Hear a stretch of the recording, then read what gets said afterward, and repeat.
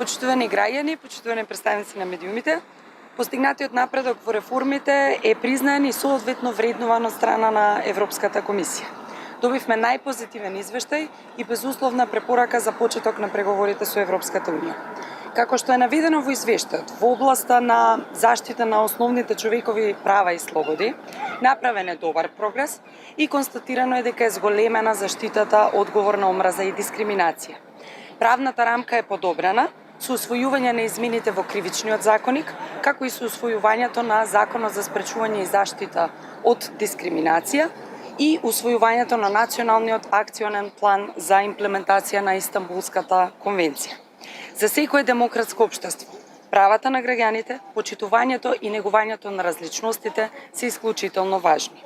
Во извештајот се наведува и дека условите за работа на граѓанското општество продолжија да се подобруваат преку нивното директно учество во креирањето политики и во законодавниот процес.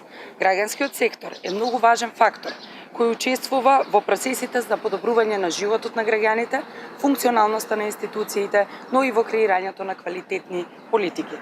Во однос на младинските политики, Европската комисија ја поздравува мерката Гаранција за млади, која Македонија е единствена не ЕУ земја членка која ја спроведува, како важен и позитивен чекор за намалување на младинската невработеност во земјата.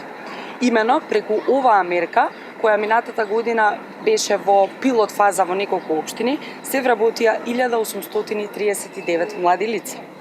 Ги повикуваме сите политички чинители и граѓанското општество да продолжиме да работиме заедно на реформите, бидејќи не чека многу работа, не само заради евроинтегративниот процес, туку поради тоа што граѓаните го бараат тоа од нас. Ви благодарам.